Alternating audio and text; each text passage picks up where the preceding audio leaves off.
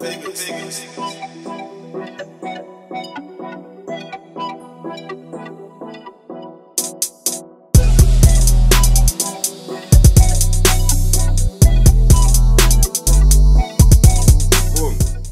going on, people? It's the SMG Podcast. You know we don't even do the intro thing, but we're starting to do the intro thing. And when we got certain people on the show, deserves an intro. I'm gonna be real cheesy right now. You know what I'm saying? It's not every day that we get to sit down with superheroes, and it's real superheroes. The two gentlemen that we're gonna interview today, I'm gonna let them obviously tell their story, but you know what I mean, the kind of things that they have to go through and see, whether it be physically and emotionally, to kind of put that work in to take people away from the streets, like a lot of people can't replicate. Do you get what I'm saying? So I'm gonna introduce Colin. I'm gonna introduce Chris. Um, and yeah, I mean, I'm gonna ask you to just introduce yourselves, talk about what you do briefly before we start firing questions your way. You know what I'm saying? All right. It's good to be here. Respect for the invite. Yes. I don't really do many podcasts, so We're honored to yeah, have you. it feels good. It feels right. Thank you. My name's Colin James. I'm a gang mediator, behavioural mentor. I run an organisation called Gangs Unite in East London, Woburn Forest. And from that, we've started this programme called Street Fathers. Yeah, my name's Chris Sibia. I'm a writer, publisher, and work alongside Colin. I'm a father, and when Colin explained the concept behind Street Fathers, I definitely thought it was something that I would like to get involved in, because we need street fathers. Yeah. I wouldn't necessarily say we're superheroes, but we want to be a visual, so other fathers also see that we need the help. Yeah, street fathers. So I want to know, before we start talking about street fathers in particular, your work advocating against, gangs, knife crime, gun crime, whatever it may be. When did that start, and how did you get into that? I started probably about 2011. 2009, I was in Enfield doing some work with some gangs in Enfield. And Woburn Forest had about 12 gangs at the time. I said, man, I've got gangs in my own backyard. It was good because gangs had leaders at that time. So it was easy to kind of reason with them leaders at that time. They kept the culture of the gang. So I called a meeting with the man them. When I called the meeting, the council told me that I can't have a meeting. I said, what do you mean I can't have a meeting? I said, it's in my time, it's in the man them's time. They said, boy, police have to be there. I said, why would police have to come to the meeting? So they said, boy, police have to be there. Cut a long story short, before we planned the meeting, they done some raids and they arrested all the man them, arrested all the leaders them. So the little gangs that was there now, leadershipless, they just kind of went haywire. And one gang in Pacific became 8 in the one gang, until man them in the same team was shooting up each other's homes and all them kind of things. So started Street Fathers, not Street Fathers as such as a program, but my first 9 years was all on the road. And I was going from block to block, from man to man, from gang to gang, from McDonald's to youth clubs, wherever the man them were. And I was just trying to cut some kind of truce. And for 1 year, we did cut a truce. And there was a kind of ceasefire for 1 year. And then it just started up again and it just went mad. So all through those kind of times, I was saying to myself, boy, me right now, I've reached a whole heap of man them by myself. If there was 1 or 2 of me, we've reached more. It took kind of nearly 12 years for Street Fathers to come to the forefront. Jeez. That's hard. So when did you get involved? Have you always been involved? Yeah, well, I've known Colin as a big bro for many years before he was what before I even knew he was doing the work. But my background was promotion, and I knew a lot of people myself independently. So when he decided to do Street Fathers, take Street Fathers to the next place, I definitely felt that I could add some value with the people who I knew, and because I've lived in the local community myself for many years, and I knew a lot of the guys who was also involved in the gangs. So I definitely knew I could add some value, and you know, I've been there ever since. Nice. One thing I was thinking when I was looking at you guys' profile, the idea behind it, and correct me if I'm wrong, almost seemed like what they used to do. I don't remember what state it was in America where they had like the Red Berets, Yeah, where they would, the guardian angels. yeah, the guard, yeah, they took it upon themselves to kind of protect the neighborhood. Yeah, Come on, yeah, Like, yeah. come on. how similar is that to what you guys are doing? I said it's exactly the same. What it is we've been waiting for so long for police or government or someone to deal with our problems. They're our children. It's our responsibility. And we're just trying to empower adults to take responsibility, for community to take responsibility of our children. But it's our children that are dying, not government people's children, not police children. It's our children that are dying. So, man, them, we've kind of been AWOL for so long. And I think that we're the only community that our females and young people are harmed because the man them are not in the place that they're supposed to be. We're supposed to be responsible. We're supposed to protect and serve our women and children. We're supposed to protect our community, police our community. It's our young people that are dying, and we're sitting back looking for some superheroes. But we're all superheroes, and we need to collaborate and take a collective responsibility. It's kind of your superheroes in your own right for what you do. And now, just like even in Marvel, the superheroes had to come together to become the Avengers in order to get the bigger picture and fight the bigger enemy. And the same thing with us. We all should be wearing vests of some kind, defending our community. But it's our young people. I had a friend, he came to me the other day and he said, Colin, this knife crime's getting out of hand.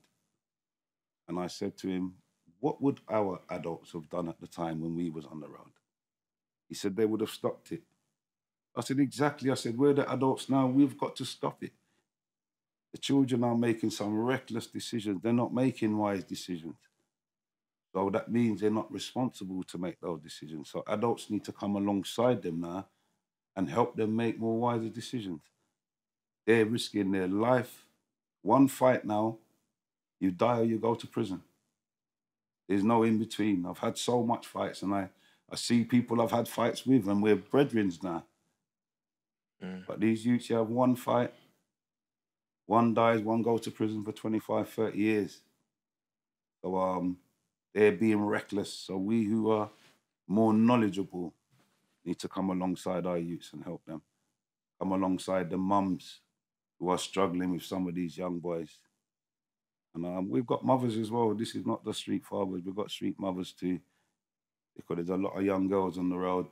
There's a lot of young boys on the road. And I sit back and I think, what would I have needed when I was that age? And if there was someone like me when I was young, I wouldn't have made half the mistakes that I made in my life. So that's what Street Fathers is about. We've got to take back fatherhood and take back responsibility as a village and know that all children are ours. They're all ours, all our responsibility. Mm-hmm. You spoke, yeah, bro. I feel like that deserves a round of applause. You spoke about obviously it not being like the people from the government and the police people, them's children, for the most part, that have to really suffer the way that people from the other side do. Mm-hmm. I wanted to ask, how much support do you guys actually get government wide, not even financially, just in terms of, do they recognize what you're doing? Do they ever kind of say, all right, here's some resources, or here's a way that we can help you do it better? Are they recognizing what you're doing, or even the police? See, that's a great question. Everybody recognizes what we do, but they're recognizing it from a distance. No one's come and said, here's some resources or here's some help. My organization, Gangs Unite, is very much entrenched on the ground with the youths, them on the road, with the families, with the parents. So I never give information. So for the 15 years I've been doing that, they've never ever funded me. Never one time. And the first time they approached me about funding, they asked me for a dossier of the youths them I was working with. So I said, I can't do that. Then they told me, you can't get no funding. I said, that's cool, you keep your funding. They said, well, you're either in the tent with us or you're outside pissing on it. I said, I'll stay outside and piss on it. Jeez, Louise, boy. And to their words and to the day, I've never received no government funding, no resource from nobody. But that's what it's about. We're from the community, for the community. So we're looking for the community to support what we're doing. But if we rely on government funding and they give you funding for 3 years and you build up this whole big structure and network and then they pull the funding on you like they normally do with people, it breaks down. This has to be consistent. You've got to be committed. It's got to be every day, all the time. Not just in East London, in every single borough in London and up in every single city up and down the country. Need to have street fathers and street mothers out there taking responsibility for our children, having the same goals, the same mission, same purpose, same ethos. And we can change our communities. We can shut this thing down. We're the piece of the solution that's missing. We're sitting down, always criticizing, always got something to say, all these keyboard warriors. But when it hits the fan and you say, let's do something about it, let's take some action. Quiet. Right now, we're just hopefully, in our endeavors, we hope that we encourage some people. We've encouraged a lot of people. A big man, older than me, he said when he saw us, he said what happened is he thought that he didn't have nothing to give to this solution. But when he saw us, it inspired him to say that even as an elder man, he can still have a part to play. And we've all got a part to play. Once you know better than they know, we're all responsible with what we know. All of us. And I'm not trying to convict people, but yes, I am. Because when it knocks on your door and you get that call that your youth is the one that's on the next headlines, you want everybody to rally and help. Now we've got the time to help before it happens. We can prevent it. And this is what we're trying to do. We're trying to prevent it. Our presence brings protection, and protection brings prevention. And this is what we're doing. The vests are just for show, so you can see us and you know what we're about, and we're uniformed. We're not wearing it because it's trying to protect us. But we're not going out there to disrespect no youth. We're going out there to rise our youths, to save our youths. We're there for our youths. Put everything on the line for our youths. So life is already on the line. But they're the next generation. And we as people, we focus so much on our history, and our future's dying right before our very eyes. But we need to do something about it. So that's street fathers, street mothers. How do you and do you face now, and when we have younger generations that may not have had to face the trials that some of the older generations had to face, but they're just more exaggerated in the lifestyles that they live, and really have an issue with being told their age, or even having a father figure has now become like a disrespect. Like what we talk about, like, hey, my dad kind of like, don't try it. You know what I mean? Like, do you guys have to deal with that when it comes to younger generation kind of people? And not to say that you're trying to be anyone's dads or anything like that, but do you come against, youth that are just really just not trying to hear it? And how do you deal with that when you do? Can I jump in here? Please, yeah. I've never seen anybody do it like Colin. I've learned so much shadowing Colin since I've been with him. And what happens when he engages with young people is he earns their respect. We was just giggling about it yesterday. We'll go to a event. There's 1,000 young people in that event. He's gonna stop and say hello to every single one of those children. He's gonna ask them their name, how are they doing, and he's gonna look them in the eye. And as he's leaving, he's gonna do the same thing.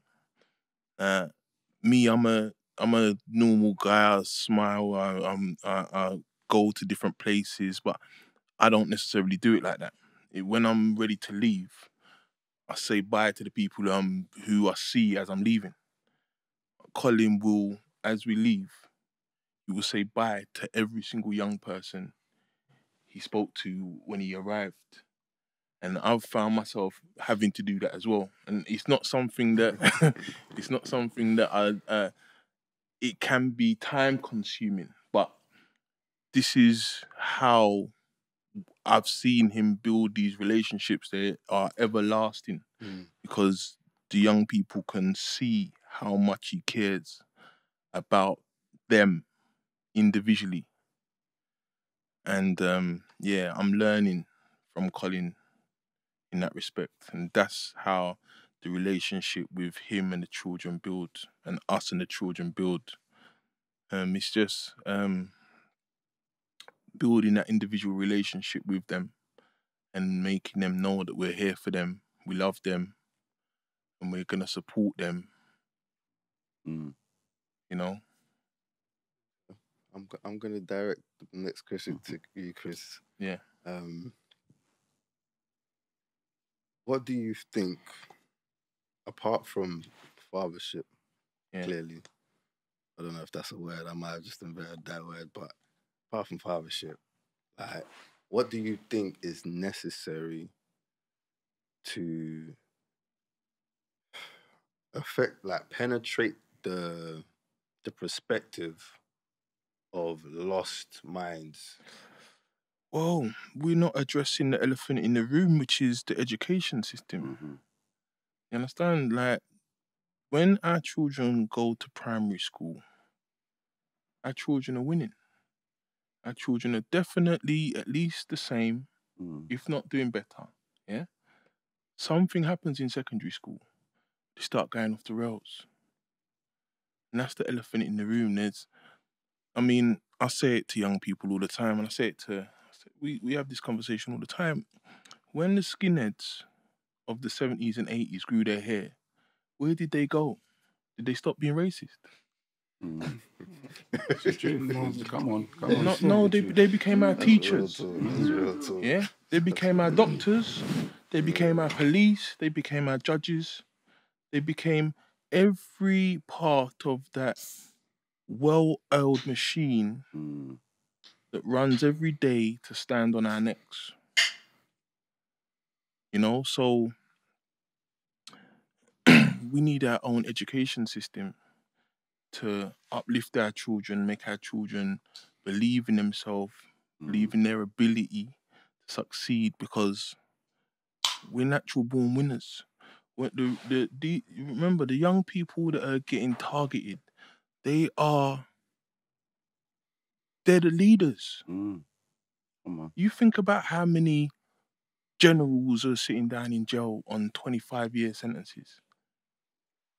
No hope when they touch road. All of them girls that used to like them when they was in school, yeah, they're getting on with their life. When you sit down for 20 years after a heinous crime that took no thought, yeah, now you've had to suffer that consequence. When you get out after 20 years, those girls that you was flirting with and they was loving you moved on. They've moved on. They've got a house. They've got children. They could be grand. Like, you're coming out of jail, not a pot to pee in. You haven't got anything for these women now. And That's this is we are witnessing the destruction of our race. We are witnessing, and this is why Street Fathers is so important. It's so important. It's a sad state of affairs we're in right now, bro. It is really a sad state of affairs, and the young people can't even see it because they're taught so much individualism that if they throw away their life, they only see it like it's only my life. Your life matters. Look at we have to understand. If Marcus Garvey thought like that, we wouldn't have had this great mind that set pattern for all of us who study and look, the Chinese studied Marcus Garvey's philosophies and opinions, and they became from a third world country. They're rivaling America today.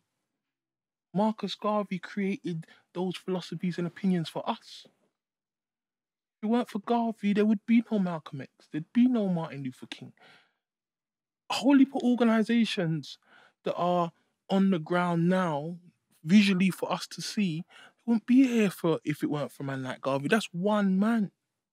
All of these young people making these mistakes that are life-changing. It's our responsibility to teach them, make them see their potential and the power that they have within self if they access it.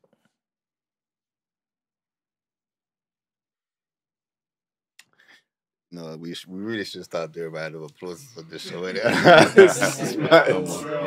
Oh my days. Alright, cool. And this is now back to please both of you. Speaking on the education, you know what I'm saying? Like, you see with this, do you have let me just drop this question. I'm gonna pass the mic over. Like, on the education thing, yeah. Obviously, we're all aware of what the curriculums is like right now. Joke. Obviously, you know, there's this option of taking your kids out of school if you can either afford to do that, because when everyone's home, you're eating more. That's more money. And if you ain't really got time off work like that, you can't really make it work like that, right? So you gotta have them in that school. So how do we counteract is because we only get so much time with, and we can say kids, but even up to the age of 16, they're still in school all day. And now they're trying to make it to 18. Do you get what I'm saying? So they're going to be in school all day till 18. Mandatory. Do you get what I'm saying? So they're spending way more time. I heard someone tell a story about some lady said that she was trying to...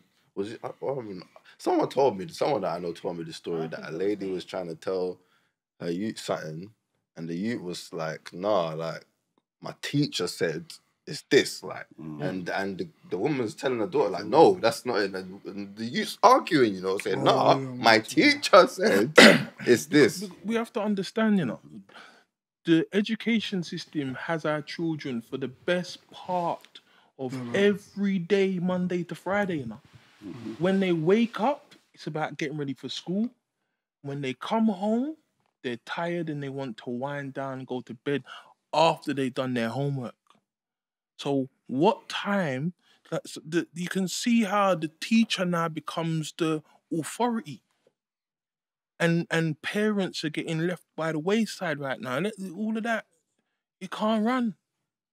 It comes back down to the same thing. Parents need to take responsibility because we're giving our children to people to teach and to raise. Who don't love us. And they are teaching our children things that we don't believe and we don't stand for. But because, as Chris said, the best part of the day, and I know 10 hours a day is probably wrapped around school. So by the time you get your children, most parents ain't got time to even ask their children what they learned today. What did you learn new today? They didn't even ask simple questions like that. This is the thing that a lot of young people are angry on the road for. But they say their parents don't listen. They don't listen to them. They're saying that when you see us mature, more mature than our age, you should know something's wrong. But our parents are missing their children's signs. They believe in everything that the schools and everyone's saying about their children, but they're not sitting down and saying to their children, what's really going on? What's really happening? What's really going on inside of there? In today's climate, they see too much, they hear too much, they know too much, they experience too much.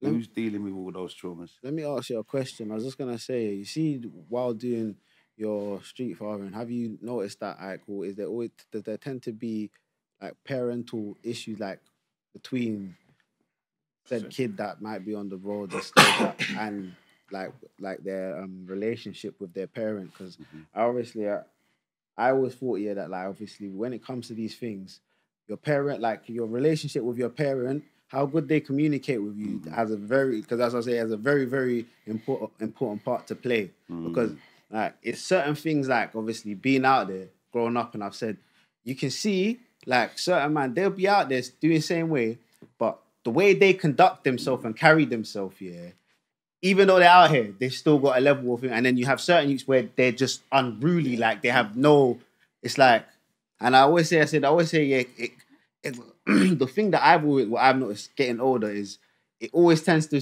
like, it's the connection between how the parent imprinted, because those who didn't have that good connection or good communication with their parent lost, but the people who did have that, even if they were there, at some point they managed to ground themselves. And obviously the problem is not a lot of people manage to make it to that point where they manage to ground themselves. They do the life-changing stuff and that, and then that before they get to it. So that's why it's always later on in life now when they've served their time in jail. But obviously, I say maybe it's just because of that parent. Do you think it's the parent? Like, see, I wouldn't put it on the parents, you know. The parents have a role to play, and even as an adult, I've realised, even in my later years, not now, but in my later years, I had to deal with lots of traumas myself. So there's a lot of parents right now who are traumatised and broken, not putting their hands up or not dealing with it, or some of them don't even recognise it. And they're naturally just passing on them things to their children or missing what their children are going through. So it's just understanding as parents that we need to understand our role, our responsibility. But we can't really blame the parents whole sum because the system has already set things in place. Remove the fathers from the home. Now, when you look at real bad youths or real bad man have got manners. That's what I'm saying. When you read a real bad man, he's got manners. He's got manners, he's got etiquette, he carries himself well. You see, these youths, they're misunderstanding badness by just being rude and rank to everybody. And they just think that by dealing with people like that, by dropping their clothes and dressing a certain way and having a certain attitude, it intimidates people. And this is the first generation that I've seen of adults that are frightened of young people. But they're children. And that's what they are, no disrespect to them. And because I deal with them with respect, as Chris said, I don't go out on the road and try to teach children. But I know no one couldn't come and chat to me when I was on the road like that. You just offer support and advice and let them know we're here. If anything happens, we're here. And an option as well. Yeah, give them an option. And every time now, they take the option. I was telling someone that today, the first time I got an option, I took it. I didn't know there was an option before. I live life like this. And a lot of young people are living life like that because they don't know there's an option. There's another way of living. I agree. I once used to think like that, so that's why I agree. Like, but because you live like that, you understand. So when you talk to youths, I don't glorify it. I talk the real. I talk about the fear, the lack of peace that they feel. I talk about those things because I was praying. I was frightened when I was on the road, just like everybody else. You're watching every car, you're watching every shadow, you're watching every movement. It's hard to live like that. Mentally, it's hard. It affects you in so many ways. So when you now address youths from that angle, not many people address them from there. That's where they're hurting. That's where they're aching. That's where they're trapped. but they can't chat to their man them. You know, you couldn't chat to your man them. You can't tell your man them, boy, I feel like this. It's good for women because they can just go and cry in each other's arms and all them things. That's what they do. They talk their truth. But with men, we hold it. And we can't use it nowhere. And that's why when we get older, you take the traumas with you. Because you've learned to just hold it like a man and hold it, and it's killing you, but you're riding it and you're acting like you're still in control, but you're not. And because you can't talk to no one, that's why enough youths, they lose it on the road. Yeah. I've worked with so many youths, their head's gone. When I see them start, they're bright. They're that guy. But right now, they just walk in, medicated, and you just think, rah. But when you look at the life, you can't see people get killed like this. We're not built to watch people die, you know. Even soldiers get medicated, you know. Yeah. Soldiers need counselling and therapy and all those things just by going to war. But these youths are fighting war without those things. They're seeing horrific murders without those kind of support. It's going to affect you. I talked to some 16-year-olds, they've already lost 6 friends. You've already lost 6 friends, you're 16 years old. That's mad. Yeah, come on, man, we can't be living this. We've got to stop it. Got to do something about it. And this is what it's about.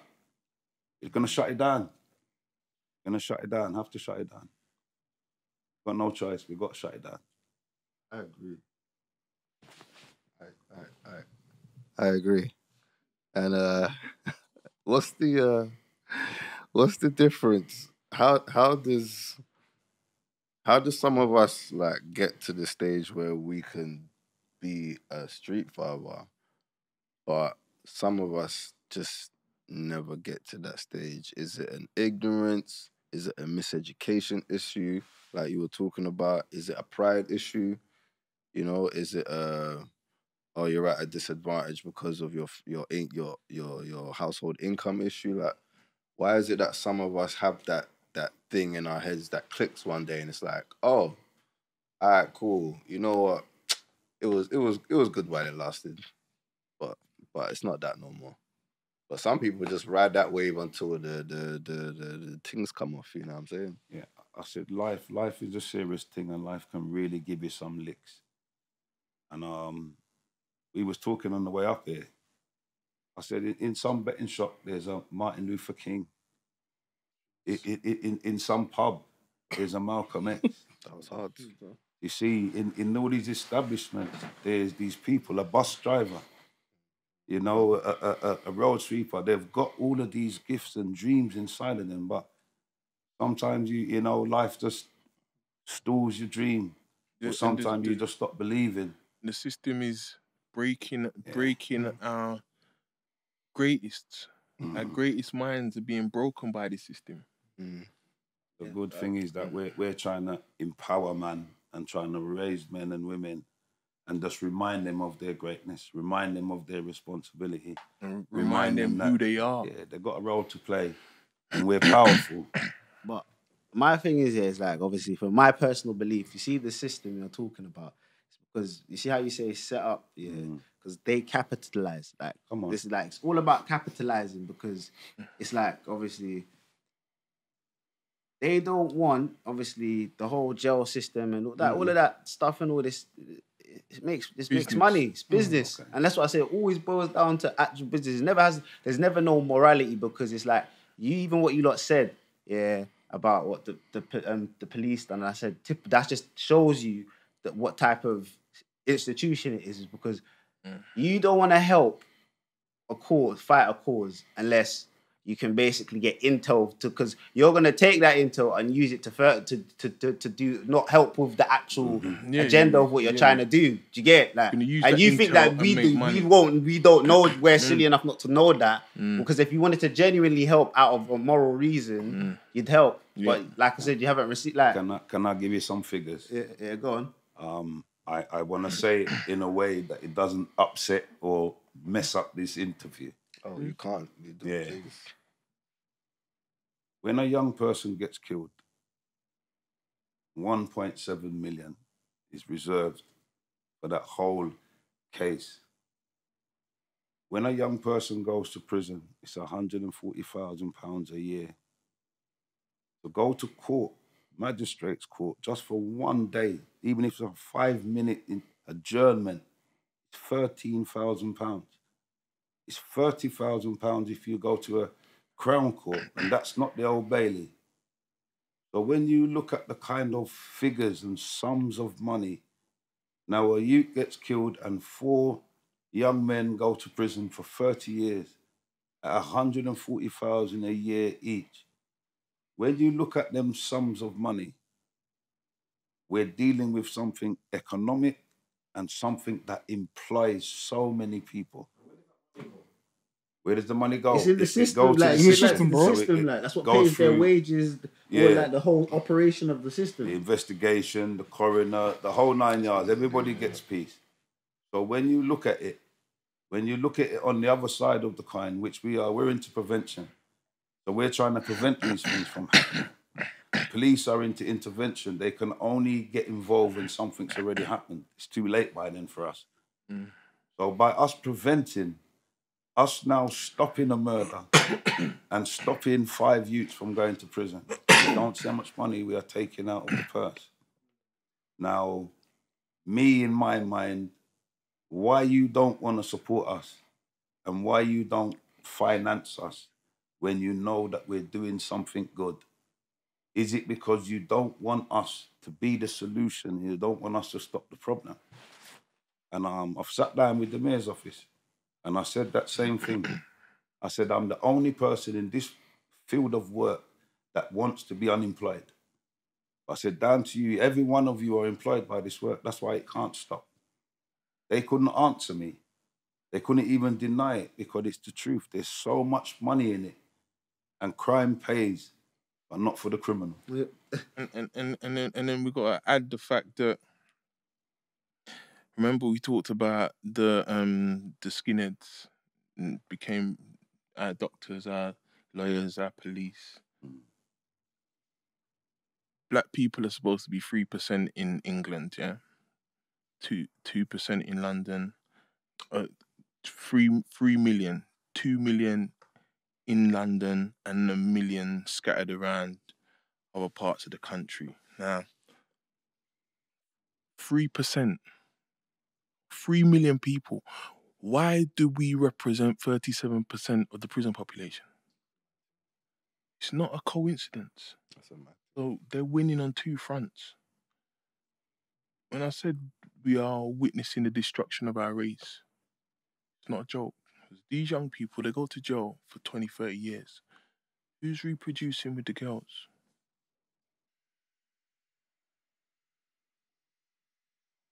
Who? Man said It's not us.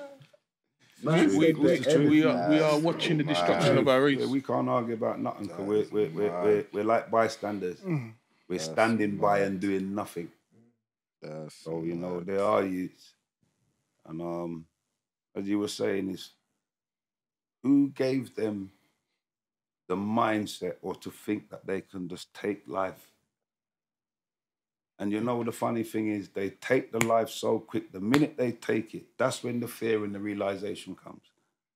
Now they want to start praying. Now they want to get away with the crime. And now they don't want to go to prison. Now they start crying. Now they start worrying. Now they start thinking. Now they start wishing he's not dead. He don't die. By the time they start that bird, they've already learned the lesson. But it's too late. The consequence don't go nowhere. No one ain't talking about the nightmares. That's why I told you. So I said, you know, consequences is a funny word because it's like you get conned into a sequence of events. It's like someone tells you you can do something and you can achieve it, and then you do it and then it doesn't work. And then it's like a sequence of events happens there. Fear, the worry, the hunt. Now your door kicks off. Now you get arrested. Now you're down in the court cells. Now you're in a prison van. Now you get to prison. And that's just prison. Now you meet man them that you put working on, and now it's peak in prison. And the consequences just keep on going. And that's what I said, when you look at that word, you've got to break it down. You're conned into a sequence of events. And nobody knows what consequence you're going to get. We had a young boy in our borough. he climbed on a motorbike that he wasn't supposed to. They said to him, don't ride the bike. But he still went and climbed on it and ride it, not knowing that man had put in work on that bike and people was looking for people on that bike. And the man then saw him on the bike, knocked him down at high speed, jumped out and stabbed him 9 times. 14-year-old boy. And then so after they'd done that, they realized it was killed the wrong person. But when I talk to people, I say, he didn't know the level of consequences that he was going to get for the decision he made. And I've got a statement, it's called ABROC. Actions bring reward or consequence. That's the lesson of life. Every action you do or don't do brings a reward or a consequence. That's just plain and simple. You see how you guys said there's a choice. How do we as a community, not only just you guys, but everyone, how do you show people that there's a choice? I think you can only show by example, you know. And I think someone's got to do it. Someone's got to lead it. You know, you're hearing it. You're leading by example. You're getting into people's rooms, into their homes, bringing them messages into their homes. You're inspiring them. You're raising them. You're giving them knowledge and education. So in the same thing, it's things like this. We are on the road, you in-house, but you're like house fathers, house mother. You're in-house doing this work. We're just outside, street fathers. Coming back to your question, if you feel that you want to do something and you want to be part of an organization or a movement like Street Fathers, just contact us. Just let us know. And we'll come and find you.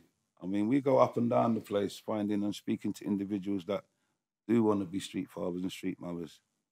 Obviously, it comes with training, it comes with ethos, it comes with a kind of, a structure. Code of conduct. Code of conduct and things like that. But anyone who's willing to serve and help their community, love children, want to rise the community, happy to work with anybody. What's you guys' code of conduct? Well, I mean, first of all, you've got to be integral.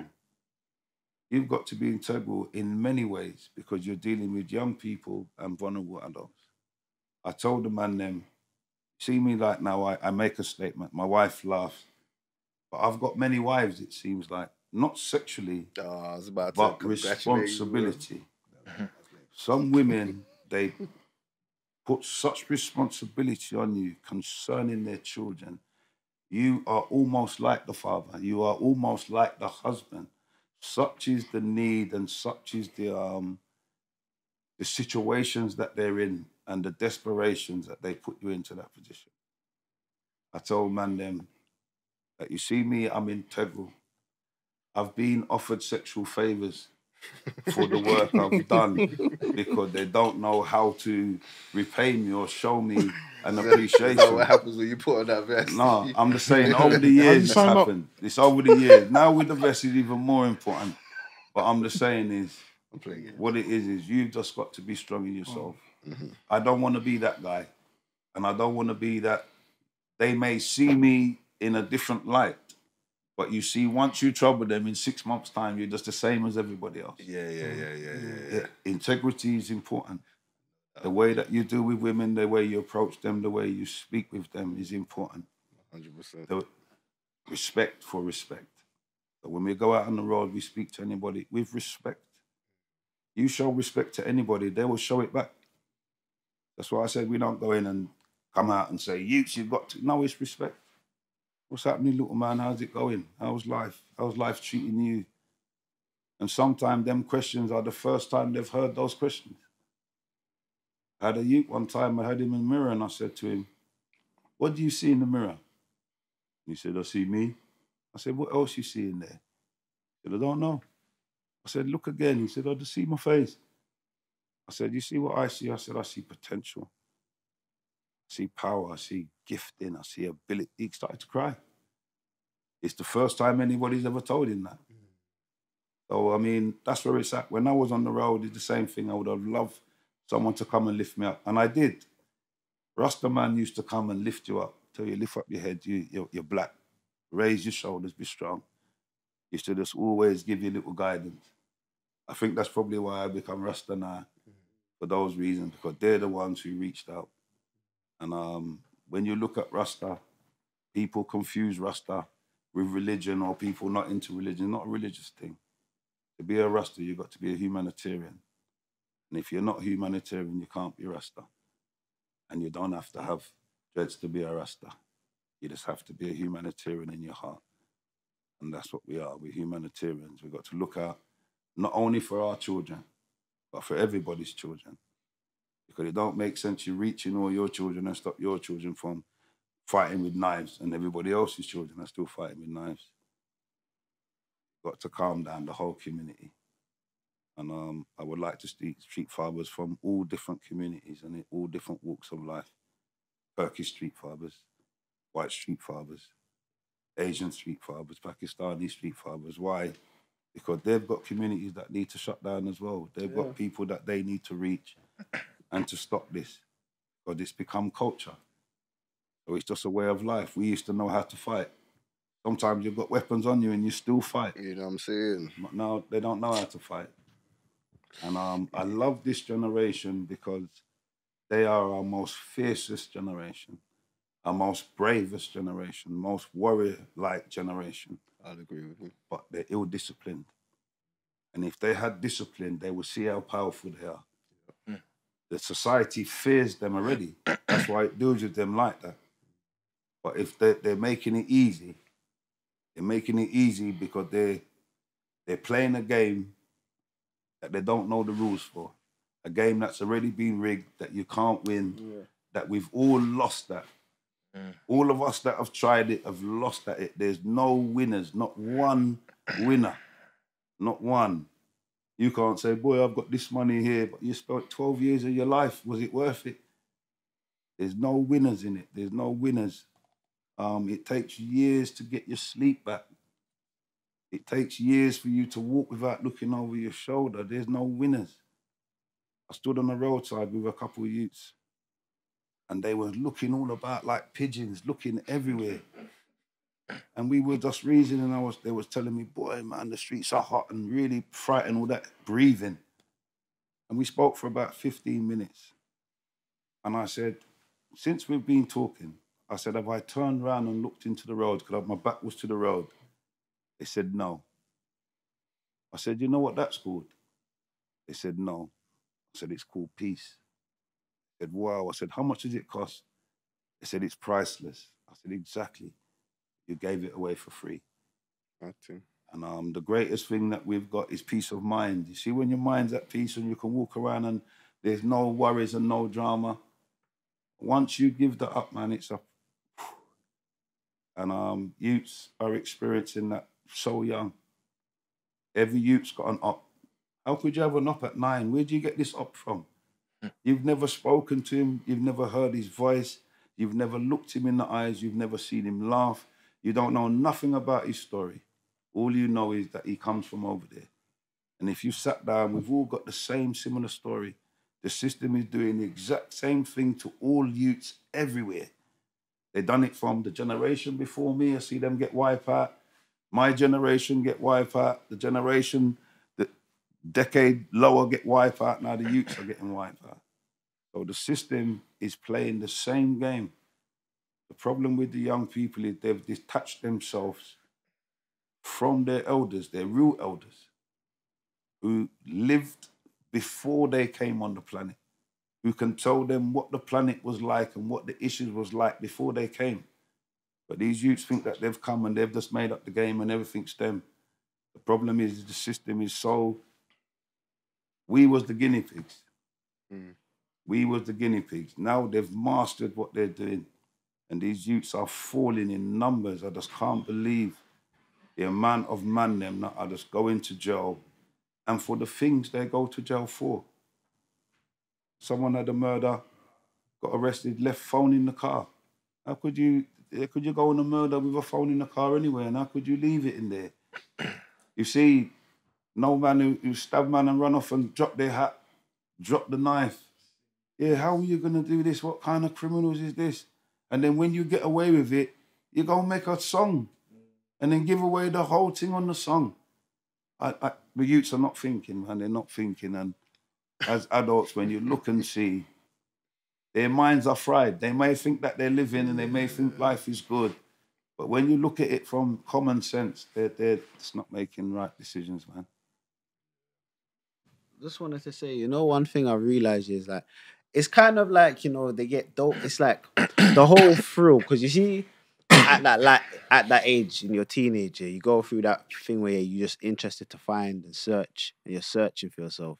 Yeah, and a lot of what I realized is because there is a lot of excitement and adrenaline. Yeah, the whole hype behind it, it's all good for them, and that's literally what gets a lot of them. Is they get caught up in the hype and they get. Because there's a hype, but then I say it's like you're not prepared because they are unknown, they're inexperienced, so they're not ready for when the low comes. Yeah. And when I say when the low comes, I'm talking about the low is that's when the times when you're out here, you're getting caught and you're getting rushed, you're getting stabbed, you're going to jail, this and all these things. That's when the lows come in, and now it's like, alright, cool. Some go and check, because I've seen it, like people where they've gone through mad things and like gone to jail and then they come back and then they've gone right back to it. And then you look at it and you say, why do you keep going back to it? Because at some point you're going to realize it's long, like with any person. But then some people, like I said, they condition their mind to the point where like they just believe like this is life. Because they don't know, and it always takes that person like you lot like to step in and show them a different perspective to life. Because a lot of, well, obviously, as you said, it's just the system. It's teaching kids literally to not have a broad perspective to life. Yeah, because like I said, I used to have the same mindset where I said, I did not have no form of value for my life, and I never really used to think, because I was never ever taught that. Come on, you're at school, and it's true because you're not taught that. No. You're not taught that, and as a kid, that's something. Obviously, as a kid, when I was a kid, I'm not to know that. I know this now because I'm an adult, but you would not know that as an actual kid. So no one actually comes to you and explains these things to you. It's like I say, when you're feeling a certain type of way, it's easy to get caught up in the X, Y, Z, because like I said, you see certain people where the same whole adrenaline rush they get from doing all the hype. Some people, they end up getting into their passion, and like I say, so for example, they might be a baller, and then instead of all that energy they put and commit to that, they focus on becoming a baller.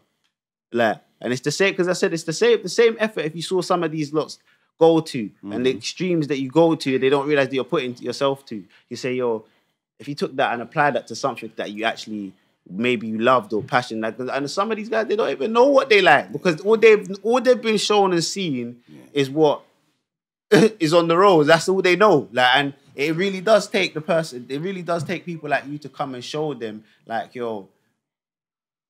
we've got a wider perspective to life. Yeah, you can do more than just be on the roads and stand around it. Because obviously, where do you go for these things? Because like, even in my younger experience, in my younger days, like I remember one time we was like that, and then we got key workers who were similar to you, because obviously being very antisocial in the area. They said they done this whole thing where obviously we said we wanted to do music, done the government funded, and it goes to show what you're saying. I remember, I'll never forget this. They gave us some whole big video. I got it somewhere on a DVD somewhere. Yeah. The big video shoot, everything proper, had a premiere, everything was supposed to go on radio. They're supposed to do all of this. But right as we finished it, after the premiere, the government changed. And they cut the funding for that. It stopped right then and there. Yeah. So you see, at that time in my mind, I was very excited because I was thinking, bro, like, man's about to do something but then it got cut, and then I was just like, bro, they were just cutting shit, and they were just lying to me on that. So do you know where I end up right back what I was doing, where I was before from, because I said, bro, like you lot, because obviously it's an empty promise, yeah, and an empty promise to a young person is crazy, like, because now that's key. Yeah, empty promise. It's an empty promise, like, and that's what literally sat. I was like, no, like, I didn't want to hear nothing that they had to say to man, like, and then it's just, you get me, you have your start, and that's what I say. That's what you need to get them before that empty promises made, or give them that promise and actually show them, be prepared to fulfill on it. Like, because a lot of people are not, and that's probably one of the reasons why you got a lot of kids like that. Enough children don't trust people for those very reasons. All them empty promises, or you work with them and it's only for 2 weeks till the funding run out. You've got to build relationships. I like the fact that you can look back in your life, because that's what I tell parents. What would you have done at 14? What would you have done different if you was that age right now? And this was the scenario. To get them girls, you've got to be that guy. And when I was young, we couldn't show females what we was doing. We couldn't be heavy around them. You had to be the gentleman and go meet parents and the whole 9 yards. Now, our girls, they didn't like bloodshed. They didn't want to know that you were dealing with guns or you got weapons and all them things there. They didn't want to know that. But these ones now, if you haven't got those things or you're not dealing with those things, you can't get certain girls. So when you look and see our females have lowered their standards so high. And what I do with young females is I show them nature programs. And you look and see what a bird has to do to get a female bird. Every animal has to work hard. A lion needs 300 miles of land, you know. 300 with all kind of water and whatever the lions need, all different variety of animals to get those females, and they're not going to lay with you. Bird have to dance and make sure he pull out the right colours and do the right footwork. See, I know exactly all of that. You see that they do. They practice before the birds. They practice, get their brethren to help them, and then when the lady comes, you just let it go. But you see, even animals, the female animals, they know their worth. They know their levels. They know what they want. A man has to rise to their levels. Our ladies now, they're not honouring themselves in the way that they're supposed to. The way that they dress, the way they allow man to talk to them, the way they talk themselves and behave themselves. 100. This is right. Calling me bro. Yeah, come on. What is going on? I said, I'm lost. It's disrespectful. It's horrible to see. They may think it looks good, but it looks terrible, man. Yeah, it looks terrible. It looks terrible. It's not attractive. And it's just trying to rise our females, because our females can change so much. That's the power of the female. If the female decided right now, we're shutting down everything until you put the knives down. You know, if you wasn't getting that thing you're looking for, I told you, that thing there can make people put down knife and crime and war. If the ladies just say, you know what, you're not getting none of that until we stop all this beat. I guarantee tomorrow, knife amnesty, gun amnesty, police station everywhere, the metal place full up of metal and knives. Man, dashing in one day, that's the power of the woman. I said, yo, that's the power. I just hope the sisters understand that. That's the power of them. They're so powerful. 100%. And if they just raise their levels, the man then would have to raise their levels. Well, that's very in line with what I do say, because it's like, even like, for example, like when I used to speak to females, I always used to gauge, her level of standards, because like obviously sometimes I have female friends that they're telling me about their boyfriends and I'm like, bro, some of the things how they're being treated, what they're accepting. I'm like, why do you how can you accept this? And because you're letting him feel like this is normal behavior. As I said, this was certain things. I said it's back to education again. It's crazy. If you see, it's movies that tell the women the bad man are these cool guys, these great guys. It's the movies and the music. And because man are balling like that, they've fooled the women now to just believe that this is the type of man they want. I told you, if you put corn in the ground, what would you get from it? They said corn. I said, can you get tomatoes? They said no. I said, yes, you can only get corn. So if you put bad in the ground, what are you going to get from it? Bad. You can only get bad. So if you go with a bad man, you're going to get whatever comes of it. So now you're 6 months pregnant and he's up for murder, looking 25 years behind the... You can't cry now. You can't complain. You've got to now go visit him with his baby. Bring the baby to prison, boy. And you know the funny thing, when you go jail, whoever's your female when you go jail, you know, she's your female for your sentence, you know.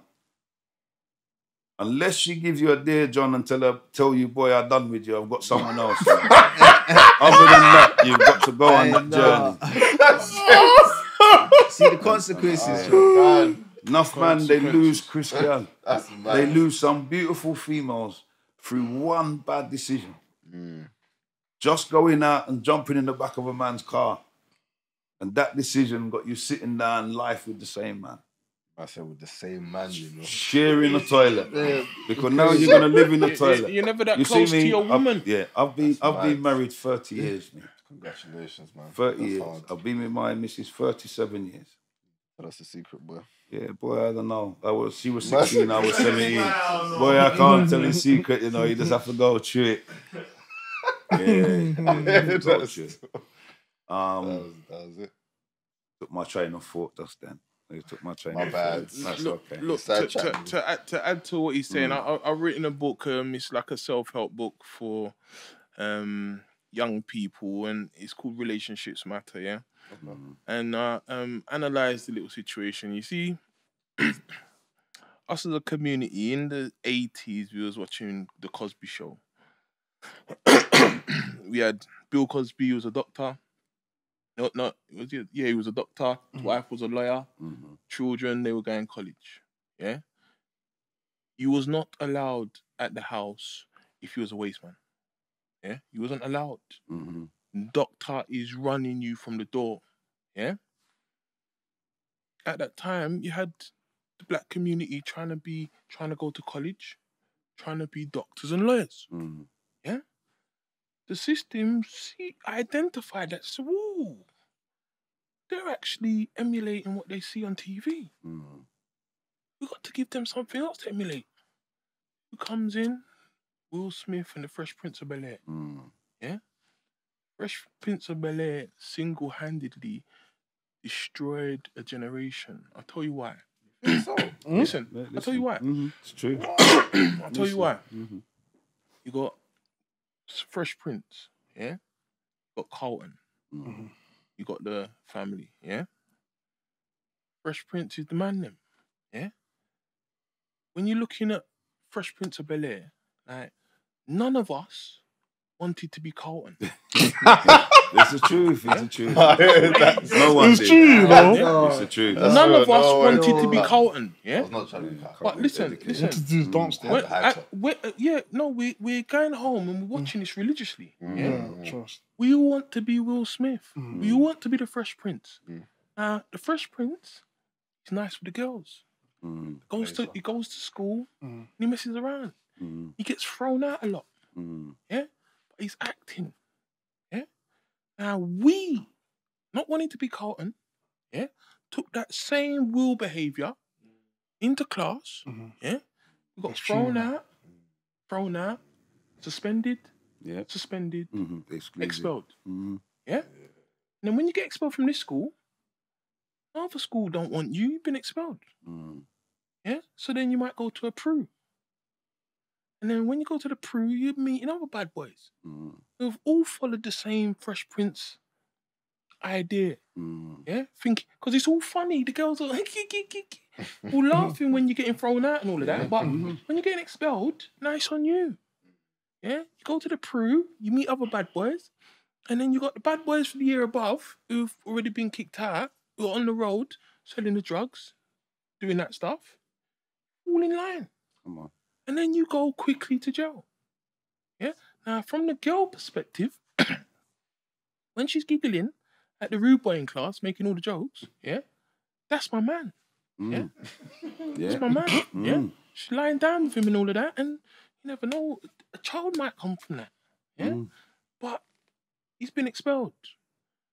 And his education, he's failed with his education. Yeah? You ain't got no help other than the tunnel vision of road. Yeah? Doesn't take long for him to go to jail. Hey, you got your girl, she's pregnant. As Colin said, she's taking the baby to go and see the man in jail. Yeah? But doesn't last for long because she's on the road. She needs someone who's going to be with her. But she likes the bad boy. The bad boy's cool. Yeah, the bad boy's cool. Maybe you're But bridging more time. might be a bridging. The bad boy's cool. So she finds another bad boy. She's got one bad boy in jail. Gets another bad boy.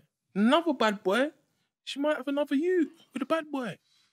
But the bad boys only got so much time before she works out. Like, right, bad boys ain't working for me. I really needed a Colton. Yeah? By the time she's worked it out, she's 35. Moving swiftly on to 40. 2 to 3 youths. Yeah? With two to 3 youths with 2 or 3 bad boys. Now the Colton, yeah, established, learned his books, got his educations, got a good job, stability. Yeah. Now 2, 3 youths down the line, she's seen the error of her ways. She wants Colton. What does Colton want with her? Exactly. Nothing. It's the truth. It's the truth. So we've got to identify the bad decisions from both sides of the coin. And this is where it is. So when I say the Fresh Prince of Bel-Air single-handedly destroyed a generation, we don't actually check it because even me, I loved watching Fresh Prince. But when I checked it in an adult mind, I said, you know what? Conditioned us well, you know. That's what they do. A lot of us didn't see it. Still, you know what it is? It's the way they, like I said, the way they do these things is like you say with Fresh Prince, it's the comedy of it because it's funny. You're overlooking actually what it's actually showing it, what it's showing because you're being distracted. Because with conditioning, like I said, they're gonna put on the guys. Oh, this is just a comedy show. Like you get me, it's always supposed to be comedy, but it's like, alright, cool. If it's popular and people like it, it's influential. Everything that's just how everything. Anything that is influential to people, people tend to adopt it. Like obviously, it's like how clothes went from being baggy to now being tight cut because that It's back to back. yeah, like because you started seeing all the people who were popular probably started wearing tight clothes, and that's how it works. So it's just like when people saw all of that, I don't know, it's just Fresh Prince, and you watch it. it's a program. This is the Fresh Prince thing, yeah. The reason I want to touch on the Fresh Prince thing, is because, and the reason we were even so shocked when you brought that up is because ever since I don't remember how young I was when I was watching Fresh Prince, but I was young. You know what I'm saying? Like, I was very young, and Fresh Prince seemed like one of the bunch of the shows that represented a wholesome black family. Yeah. Yes. So, in my mind, it was one of the top. Like Uncle Phil Was the guy.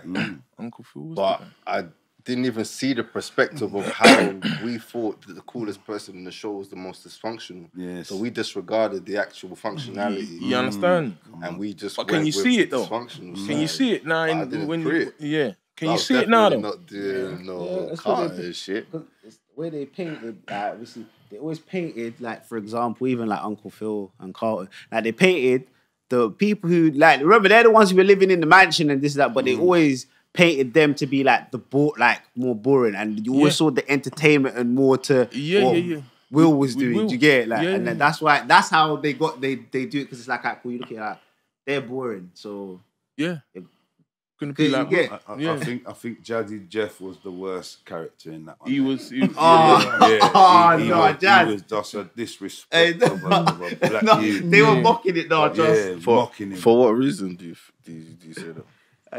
He never come with anything. So you see all the kind of ideas he used to come with. Uncle Phil used to just throw him out the door. Like, no, because you He know gets it's the thrown what like you know what it Flintstones is. many It's times. it's the whatlessness, like, because you see him as a character. fully He directly the brethren. You see a youth with us, say, stop hanging around with that. You see, yeah, that's yeah, the yeah. truth. That was the character. You see, like, yo, because man just he has no brain, bro. Like, he does. It's like he's not air. He's turned off, bro. fam. Like, Yeah. Like, and those are the people, like I say, that will tend to go down. They want to do impulsive things or whatever things that get you into that problem because they don't think about it. Yeah. Yeah, like you go along with it because that's your brethren. He took But Willing to you lots get of me, but problems you the if same you way. actually Yeah, come thought on, about man. it, you get me. You probably might not have done that, fam. Like, so I hear it with Jazz. Jazz is a funny. I like that breakdown, Chris. That was a powerful breakdown. It was. It's great. true, but they I just need do to it so follow up. normal. I know no one in the world has ever heard that perspective on Fresh Prince. Yeah, no, That's facts. like the first time I feel like. Yeah, no, facts. You everyone's changed ever my given whole it. perspective. Yeah, of it, because like, I was thinking, Because whoa. it was a top ranking show, you know. I A know. lot of people. You know what episode watched got it it for me? I'm sorry. I'm religiously. just gonna. What episode? When Will's Pops came for that one episode. Yeah. Oh, yeah. And then he just bust out when he was supposed to do something with Will. Yeah. And Will was bad and he's like, yo, why don't he want me, man? You know what I'm saying? So funny. Yo, and then Uncle Phil embraced him. You know, every youth, that don't know his pops, Yes. watching that episode. Bro, I don't care if you're a gunman rally, if you run around like Billy Two Guns. You was shedding tears on that episode still. Because you was thinking, why don't I? No, So and that's- you sorry, see the bro. power. So for you to give we that all, perspective, we all identified with Will, yeah. the most dysfunctional I turned character. my blazer inside out as well. I was, For I real, was you you see? took it there. Yeah, I did that as well. I was Still, there. Can you see? I said the problem I was with there. many young people today is they've not grown up with fathers. Yeah. I never grew up with a father. My father left when I was a month old. So I was angry from young. I used to beat up youths that had mum and dads. That's how upset I was. Mad. And when I was young, I made a vow. I said, if I ever have children, I'm never going to leave them. And I've honoured that. I've got 4 sons and 3, nearly 4 grandchildren now, and I'm still there.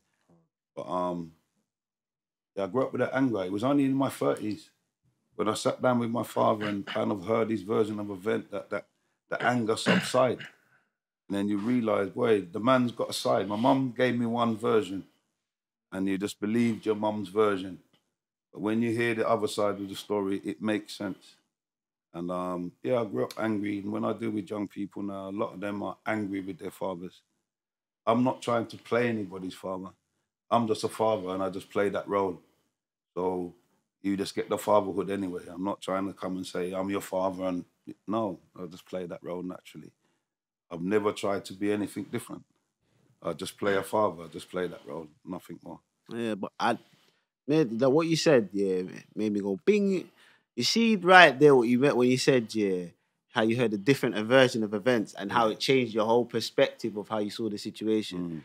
That you see with all the dysfunction out here with, like you said, for example, the baby, the gunman going to jail and then being with the baby, and then it's like, all right, cool.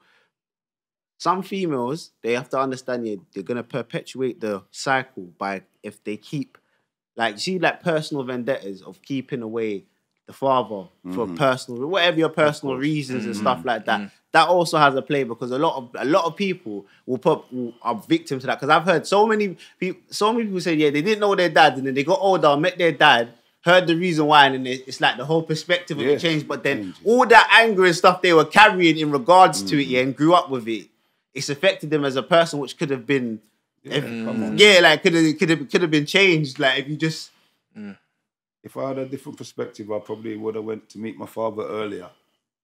But because I took my mum's perspective, I took that stance, and that's what most of us do. And because we're the males, we're gonna be protective of our mums. yeah, naturally. And So can I rustle some feathers in the community? yeah, I'm roughly. throwing this clip up. What can we tell the women in the melanated community, specifically women that allow the emotion to take over the necessity for the child to have access to every parental benefit that there is? What do we say to them? You know what I mean? First of all, we've got to teach the women to make better decisions with regards to choosing the father. Just like the boys have got to know who they're lying down with. So, see, what's happening at the moment is a lot of relationships are being created out of love. I mean, a lot of children are being created out of lustful relationships. And that right there it's got to stop. You understand? Because if you lie down with a woman, like you go to a club, bust a few bottles, women see that, they're try, oh, he must have money. Must have money? Must have money because he's busting a few bottles of champagne. They go link up, lie down, she's pregnant. Like, there's no consideration, there's no thought has been taken, there's no thought has taken place as to what does this man think? What is his moral? Where's his moral standing? Does he know his parent? Does he have a good relationship with his mum and his dad? You understand? Like, these are the kind of things that a woman has to identify before she chooses him as a potential father of her child. You understand? It's the same way for the boy finding the woman. You understand? Like, do I know this woman? I mean, you need to get to know this woman, because if, for example, you decide that you're gonna create a child with this woman, but you haven't taken the time to know her, and then you realize that there's parts of her you don't like, and you walk away, you can't be upset in 20 years if your child now reminds you of the woman. On the other side of the coin, working with young people and seeing the damage that growing up in single parenthood homes do. Men are important, fathers are important. I don't have to do much at home. I've always just been the boundary. A man just brings boundaries. He just brings discipline. He just keeps the young people in where they're supposed to be, and now it gives the mum opportunity to nurture and raise them. And you don't have to get on. The mum and the dad, they don't have to get on. Whatever happened in the past has happened. But for the sake of the child, you've got to come and make some kind of compromise. You've got to become a bridge, because you're only affecting the child. And you can't see the child now in the next 15 and 20 years. But you know, when some children now grow up and they stab someone 19 times, you look at that child and think the child is evil. But when you look at the kind of the many different opportunities the parent had to change that, or to address that, or to fix that, or even to question it. Fathers are important. Just like Chris, when Chris was talking on earlier on, it sounded like my life story. I got thrown out of school at 14. I ended up on the road. Jail full-time before I was 21.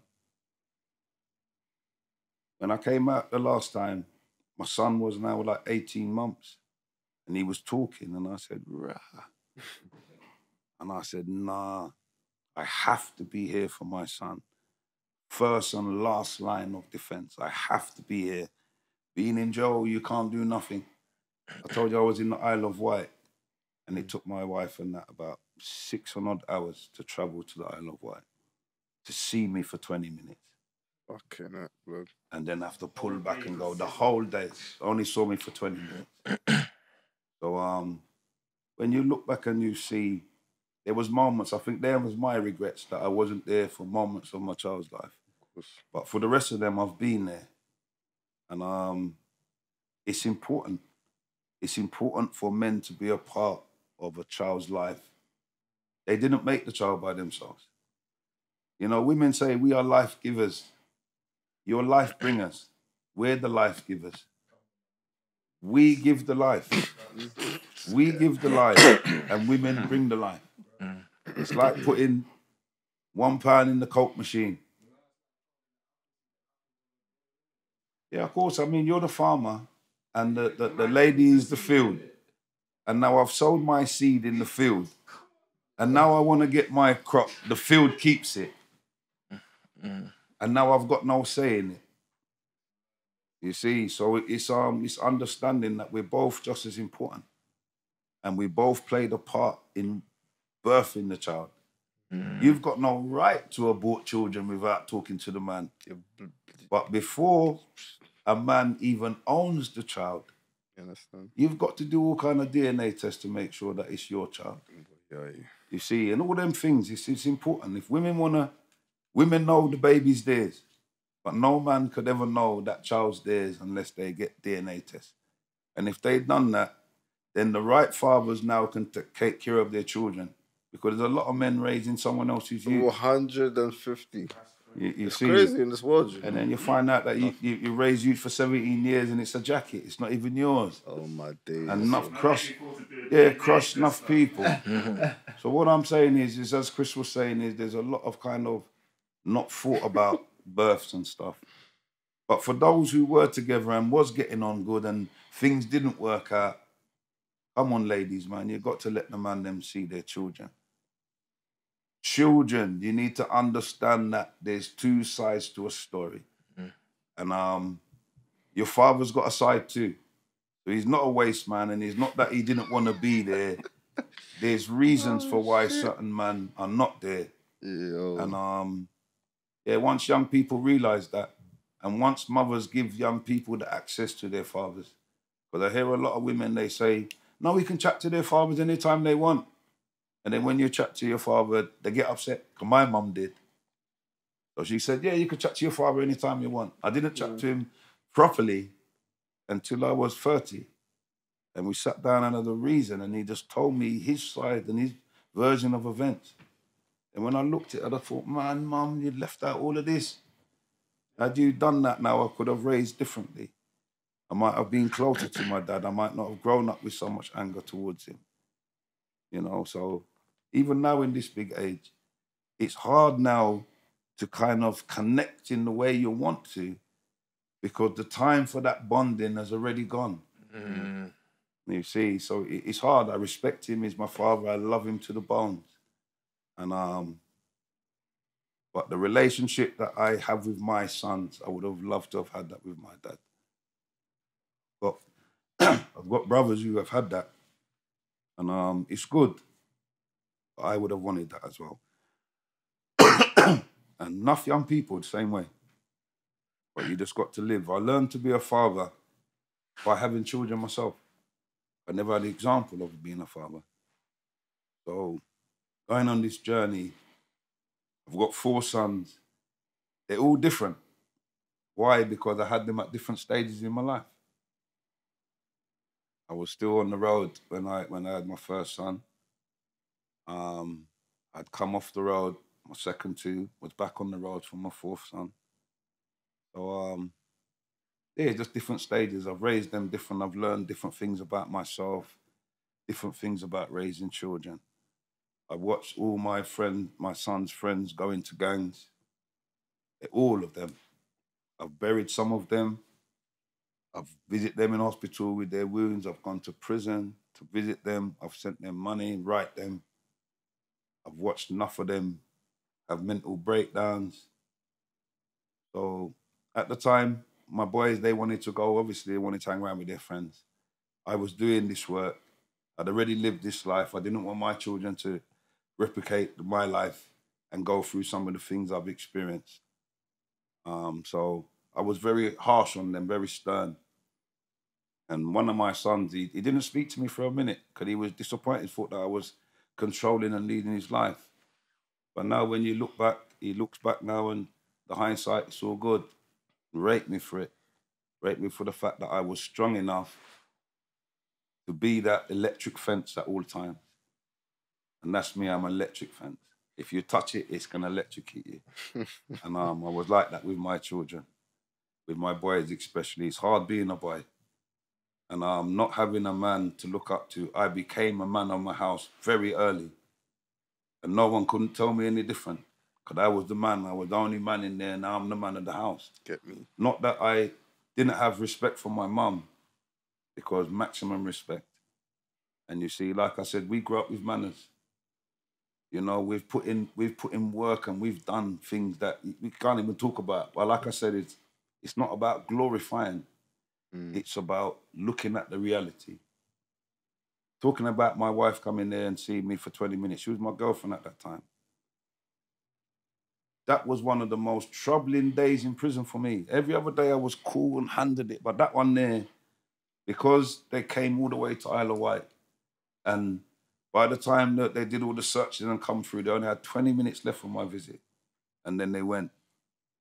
And for a minute, when you sit down and you're inside, your mind's inside, now a part of the world of your life comes into prison and visits you. And then you watch them go back through that door and they're gone. The door closes and now you go back into your cell again and the reality comes back that you're inside. I tell you, I bawled like a baby that day, Jed.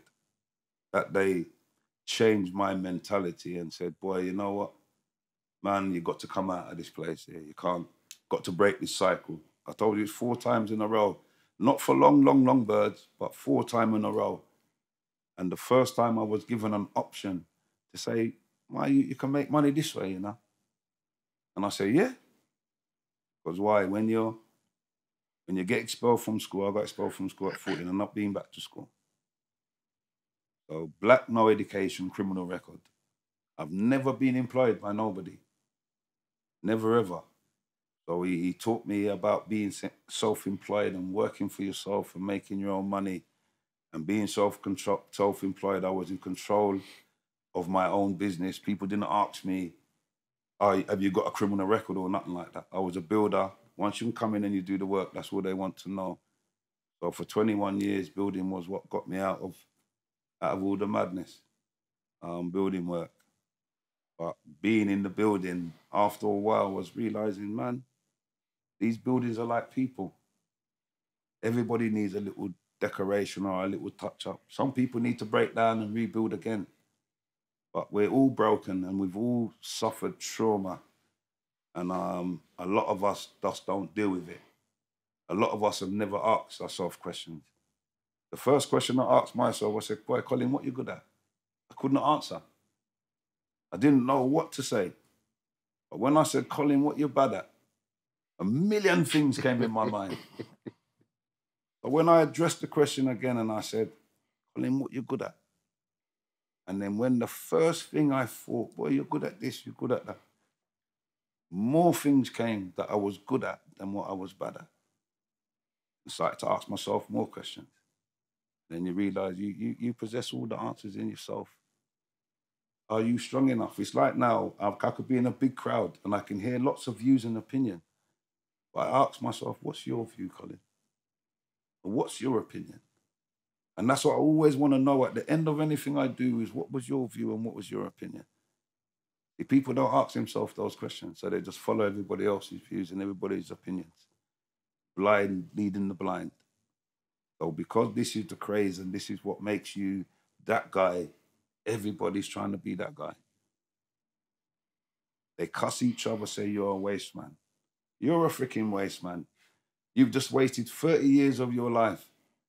Like I said, I've been married 30 years.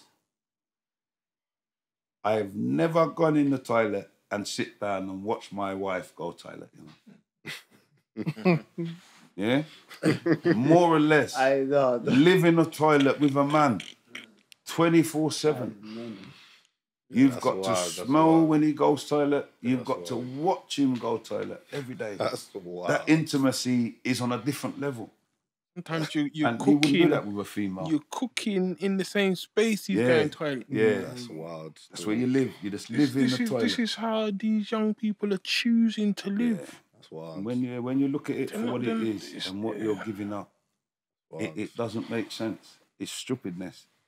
But you see, again, when you start killing people, you've already gone too far. You kill somebody, how are you going to stop that? How are you going to stop someone from retaliating on that? When you sit down and you think, if someone kills someone for me like that, what would I do?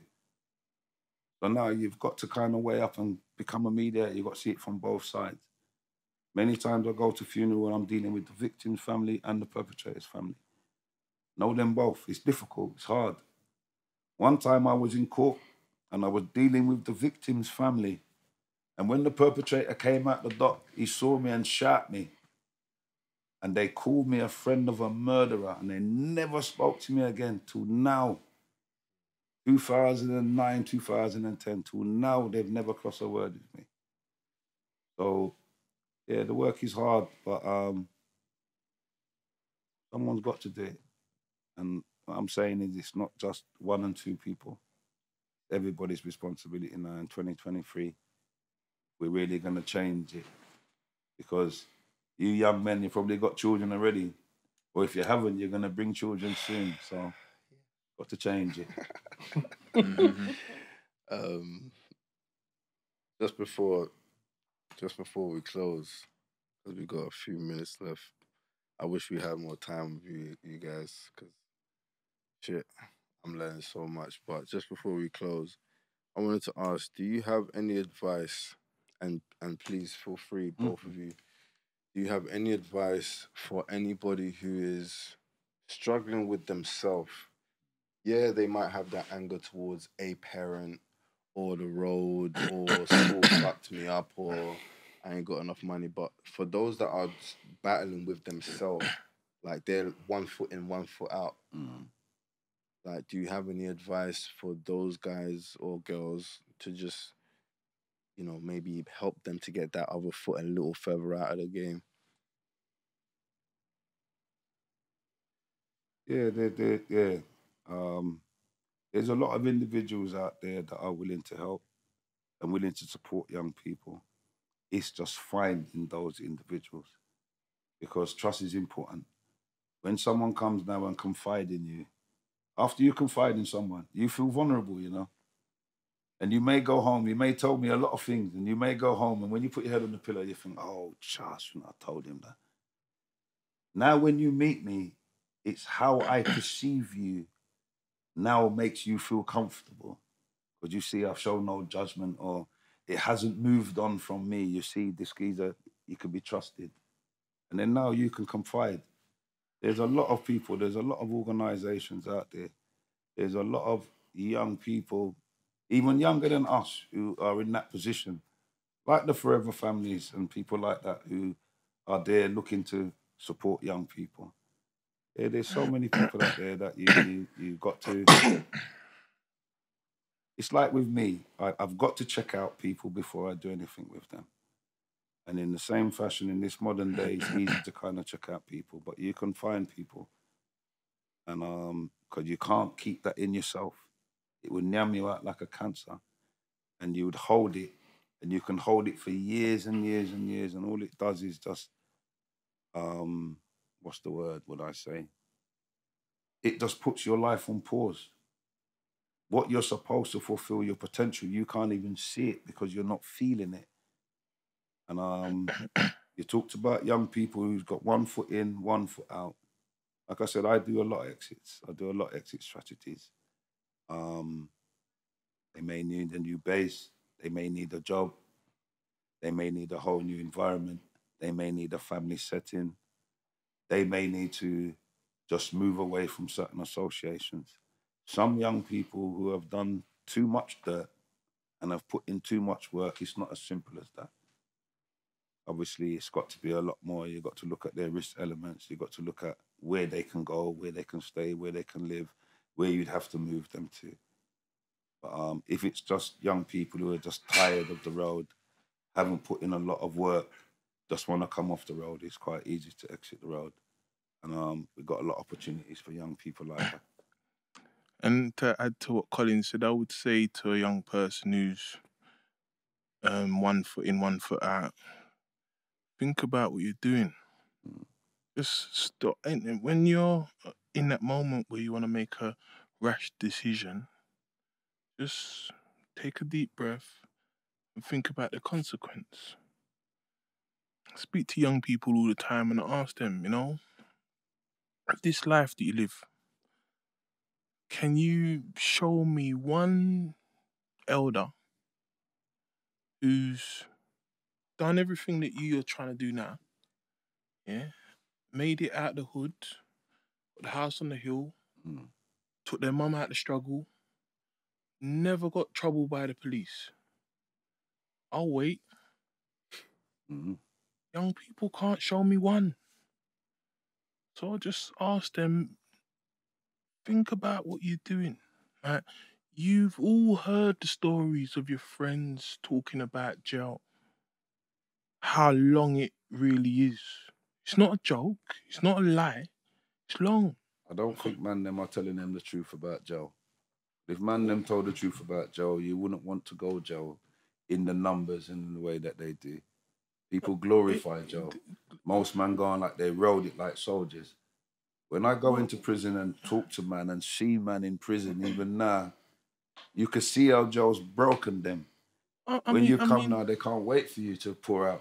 I mean, the fact that you're going to be sharing a cell with a man and you're going to be cooking with the kettle while a man's sitting on the toilet. Wild stories. You get me? Like, that's not cool. It's not vibes. Can't be cool. Like, for 20 years. I was doing pasta in the kettle and that. For 20 years. Sometimes with a stranger, not always with your brethren. Please. That's wild as well. Man's just doing duties. Yeah. Where's she got diarrhea? Like, trying to eat eggs. I'm bugging. Please stop and think about what you're about to do. You understand? Because that moment where you stop and think can be the difference between you going to jail for 20 years or you staying out on the road and getting a normal job, just going through. Where you can walk with your mobile in your pocket and not up in your ass. That's And how not mad in your thing. arse. That's the And- problem.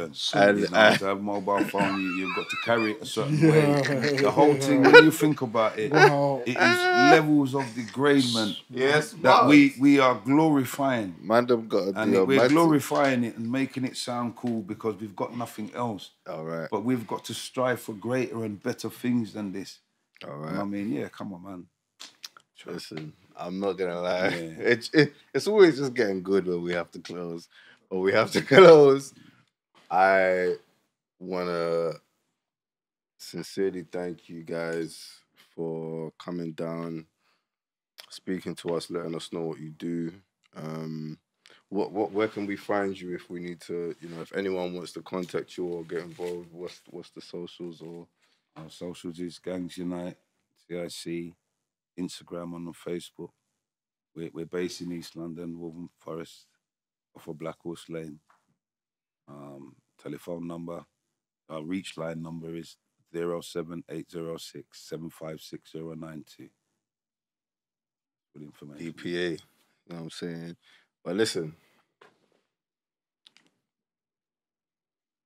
without getting too, you get me, you don't want to carry things in your ass. Come on. That's crazy. Why would you want that as a lifestyle? I'm not gonna lie, before we close, I'll tell a funny story. And none of you man are allowed to look at me because you know the man that told me the story. But a man said to me one time, bruv, this ain't even a funny story, this is disgusting. A man's riding around doing his thing, blah, blah, blah. And I know certain of you, man, that ride around do your thing, you keep that Vaseline in the glove compartment. And I know why you keep that Vaseline in the glove compartment. Because just in case, you see them blue lights, Man's gotta plug that feed. man's got and then you told me. Anyway, we won't go there. But anyway, SMG Podcast, you don't know.